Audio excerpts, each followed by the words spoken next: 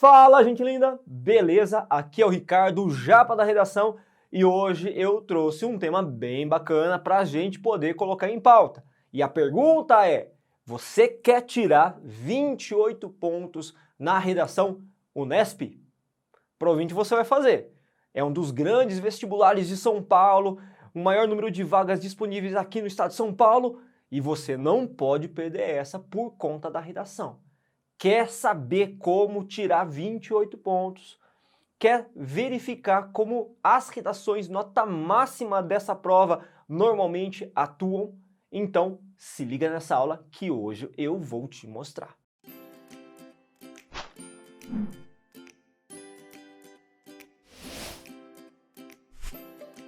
Primeiramente, os meus agradecimentos a você que já é inscrito no nosso canal, que está curtindo, compartilhando bastante nosso conteúdo.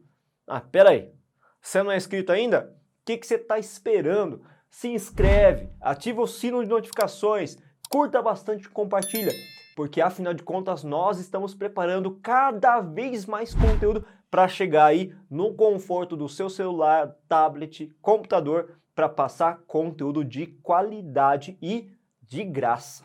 Agora vamos lá para a nossa aula. Quer saber como conquistar o 28, a tão sonhada nota máxima na Unesp? Então vamos entender primeiramente quais são essas características essenciais da banca, justamente por conta de uma necessidade de adequação também nossa. Essa prova ela tem mudado bastante, ela mudou muito nos últimos anos e tem adotado uma postura bem diferente do que era até 2015 e 2016. Então a gente vai ver primeiramente essas características gerais da atual prova. Primeiramente, a banca continua sendo muito, mas muito pertinente com a questão conjuntural brasileira. Então você, que é um aluno crítico, antenado com os elementos mais reflexivos da sociedade contemporânea, é bom fazer um recorte do que aconteceu no ano anterior, porque normalmente os temas estão vinculados a esses acontecimentos. Número 1. A banca continua sendo bastante pertinente em relação aos aspectos conjunturais da realidade atual.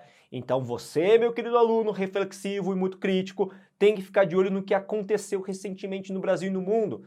Esse olhar crítico, clínico, sobre atualidades é muito relevante para até gerar repertório sociocultural produtivo e uma capacidade de argumentar diante de um cenário problemático. Número 2. As problemáticas abordadas estão se tornando cada vez mais subjetivas. Olha que curioso, até 2016, 17 poderia colocar, a prova costumava trazer temáticas bem mais objetivas e palpáveis, né? Coisas que eram mais fáceis de serem discutidas. Hoje não. Ela tem uma tendência a se tornar mais próxima até mesmo da FUVEST em questões temáticas de comanda de redação que você tem que desvendar bastante dos textos motivadores para saber o que ele está pedindo. Número 3. Exige um aluno reflexivo e crítico, obviamente a gente já comentou sobre isso, mas esse aluno que tenha repertório da área da filosofia, sociologia, história, literatura e arte. Ou seja, aquele aluno que tem um complemento e uma formação humanitária muito substancial e acadêmica. Número 4. Lembra que essa banca não exige intervenção. Então nada de ficar colocando lá no último parágrafo uma intervenção pensando em resolver uma dilemática, até porque normalmente você não vai ser colocado numa situação problema que exija uma resolução de um problema. Número 5 e última, cuidado, atenção. Nos últimos editais, a Unesp tem colocado claramente que todo e qualquer tipo de adoção de modelos prontos de redação, em que se configure plágio, a redação automaticamente vai ser anulada. Professor, mas espera aí, em relação à estrutura de redação, como é que eu faço uma boa redação Unesp? A minha sugestão é essa aqui, ó, gente, que você construa a redação a partir de 4 parágrafos. Introdução, desenvolvimento 1, desenvolvimento 2 e conclusão. E a distribuição de linhas é mais ou menos essa, uma introdução feita a partir de 5, 6 linhas, e cada parágrafo de desenvolvimento recrutando entre 6, 7, 8 linhas seria o adequado, e uma conclusão que não precisa ser tão complexa, porque ela não exige, lembra de novo, intervenção. Então, em torno de 5 a 6 linhas já basta para você também. Especificando agora cada uma das estruturas, introdução, desenvolvimento e conclusão. Como que elas normalmente são feitas? A introdução normalmente é dividida em 3 períodos: contextualização, problematização e tese. Na contextualização é o primeiro período do seu texto, é o momento em que você vai explanar de maneira genérica sobre o tema, atrair o meu leitor, o possível leitor do seu texto, tornar esse tema atrativo e deglutível para um possível leitor. É muito importante que neste momento você saiba muito bem contextualizar, localizar então o seu leitor. No segundo período nós temos a problematização, que é o momento em que você vai inserir de fato as palavras-chave responsáveis por construir a dinâmica da problemática da sua redação. E o terceiro e último período é aquele momento em que você deixa claro a sua posição assumida ou aquilo que você pretende fazer ao longo do desenvolvimento do seu texto. E no desenvolvimento, nós temos uma estruturação feita a partir de 4 períodos, cada um dos 2 parágrafos com 4 períodos sempre. Escolha uma estrutura fixa, porque aí você deixa claro para o seu corretor que você merece o 28 porque usou de estratégias de projeto de texto adequado à construção da dissertação. Primeiro período, tópico frasal. Segundo período, repertório. Terceiro período, argumentação. E quarto período, o fechamento do parágrafo. Professor, eu não entendo cada uma dessas estruturas. Você pode me explicar? Com certeza, meu querido aluno. Tópico frasal é o período inicial que começa a desenvolver a ideia daquele parágrafo em específico. Esse tópico frasal nada mais é do que aquele que vai fazer a síntese, o norteamento, o direcionamento daquilo que vai ser desenvolvido naquele parágrafo em específico. É a antecipação do conteúdo em geral. O repertório vai ser aquele tipo de informação inserida no seu texto que não está nos textos motivadores, que está alheio então dos textos motivadores e é uma bagagem cultural que você traz das suas vivências, seja de conhecimento filosófico, sociológico, histórico, literário, entre tantos outros. O terceiro período você vai fazer uma análise desse repertório, associando esse repertório ao seu tema, à sua discussão. E por último é o fechamento, que vai arrematar, como a gente colocou inicialmente, o conteúdo daquele parágrafo de desenvolvimento. Agora a nossa conclusão vai ser feita de maneira bem objetiva, sucinta, em 3 períodos. O primeiro período, responsável por retomar a tese, aquilo que foi afirmado lá no comecinho do texto. O segundo período é aquele momento em que você faz a síntese dos argumentos gerais apresentados durante o decorrer do desenvolvimento. E o terceiro e último período é o momento em que você fecha o texto por inteiro, conclui mesmo o raciocínio. E aí é legal você inserir uma chave de ouro, o lacinho dourado, a cereja do bolo, ou seja, uma frase de efeito que de repente pode arrematar de maneira artística e até um tanto quanto metafórica e autoral o seu texto. Finalizamos a estrutura geral da redação Unesp, pontuação 28, máxima. Inclusive utilizado por muitos dos nossos alunos aqui da Corrige-me para conseguir consolidar uma nota exemplar na redação da Unesp. Olha que bacana isso. Aliás, se você ainda não é um dos nossos alunos, não conhece a nossa plataforma, esse é o momento merchan. O professor só pensa em dinheiro. Gente, faz parte do nosso trabalho também, né? A gente trabalha com esse conteúdo gratuito aqui no YouTube, com certeza com muita qualidade dedicado a você, mas a gente também tem que se manter e isso é baseado principalmente na plataforma. Então, se você quer conhecer um pouquinho mais do nosso trabalho lá na plataforma, acesse www.corrigeme.com.br. Lá, galerinha, você vai ter acesso a inúmeras aulas voltadas para a banca vestibular, assim como também nós contamos com inúmeros cursos que respeitam o gradativo processo de aprendizado do aluno. E também você vai poder praticar bastante redação enviando para os nossos corretores que vão lhe trazer um feedback detalhado e personalizado para aquilo que você tanto deseja. Dessa forma, gente, sinceramente, não tem como você não melhorar. Você vai progredir e vai conquistar uma nota muito boa ao final do ano nos principais vestibulares. Agora sim eu trouxe para vocês o quê? O modelo de redação. Não poderia faltar o modelo. Esse modelo é fundamental para vocês terem uma ideia de como funciona realmente na prática a estrutura textual que é aplicada a uma nota máxima na Unesp. E eu trouxe para vocês o tema de redação da Unesp 2022. Tudo bem não estar bem? Então vamos desenvolver em cima disso? Editor, sobe para mim o texto agora na introdução.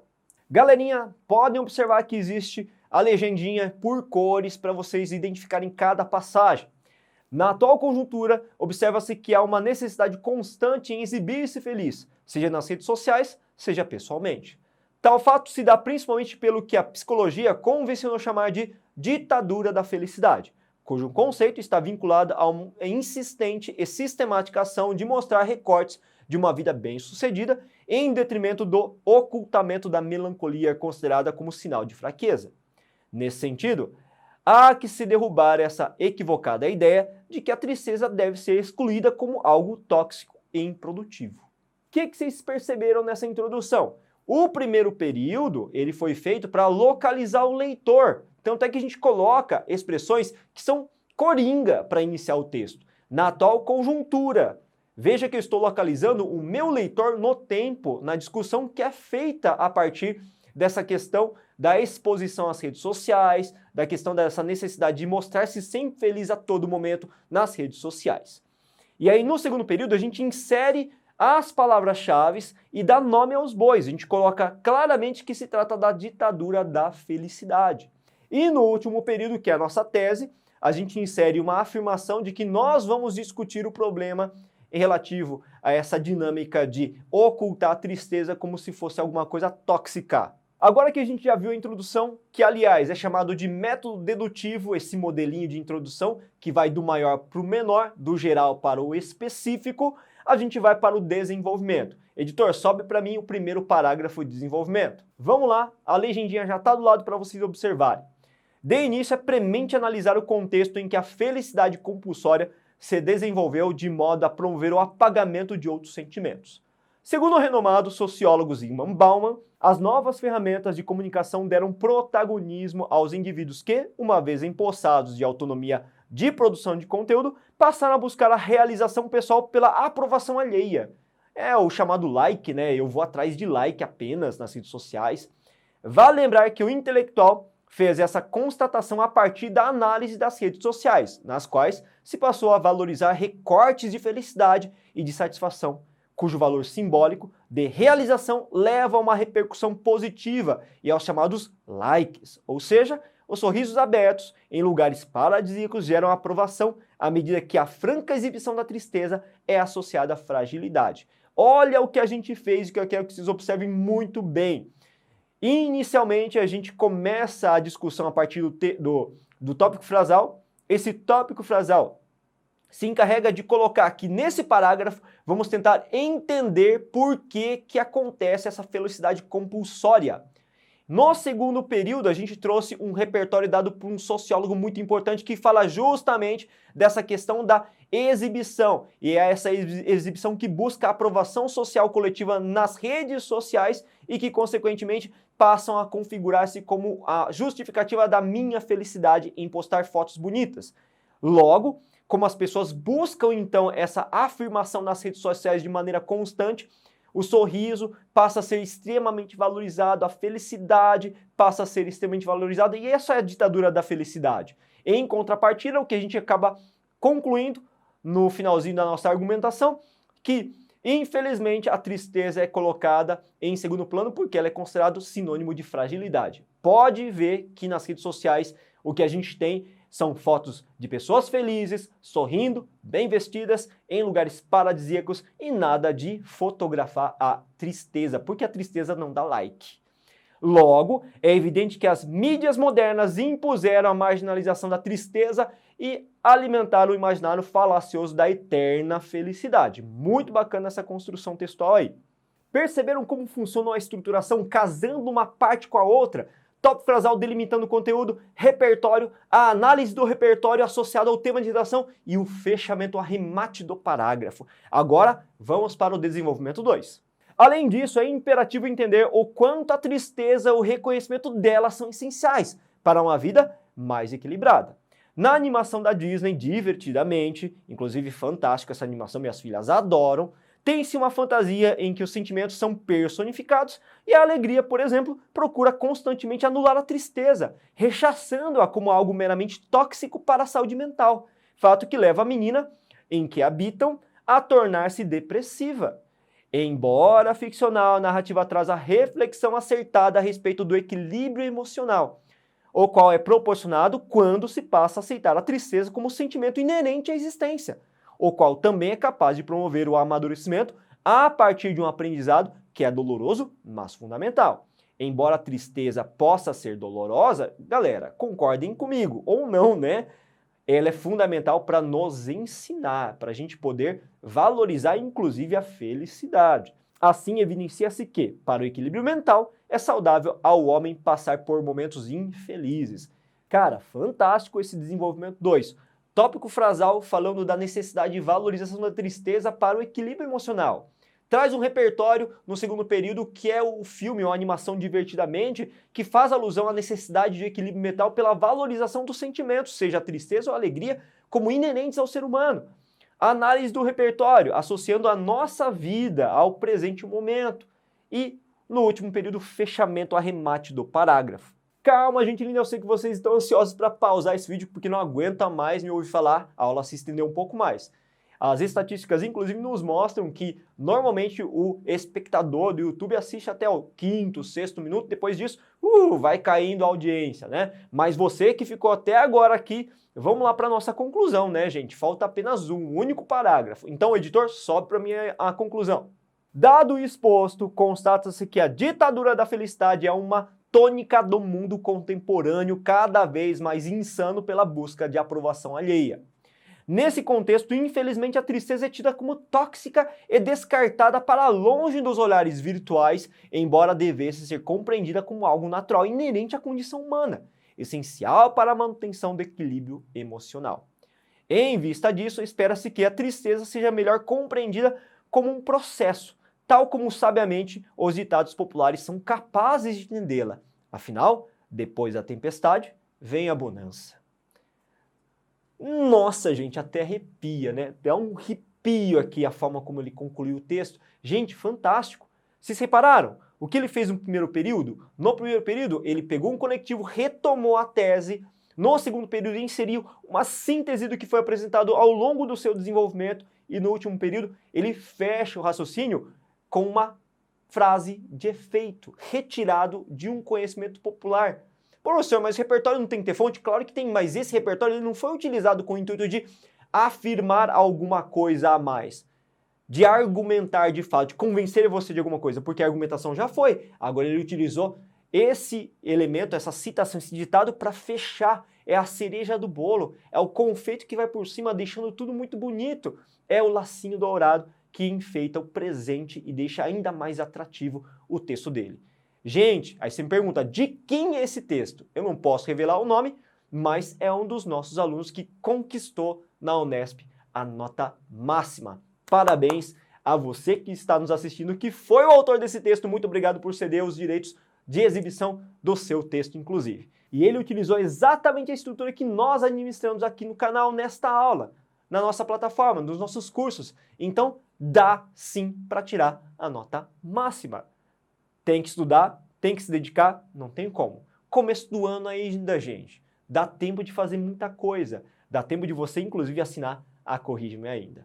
Valeu, gente linda, muito obrigado. Não se esqueça de procurar a gente nas redes sociais, Facebook, Instagram. Estamos presentes com conteúdo atualíssimo para você. O meu rosto, as minhas feições sempre estão aparecendo ali no Instagram. Então acompanha a gente também por lá. Valeu, gente linda, bons estudos e até a próxima aula.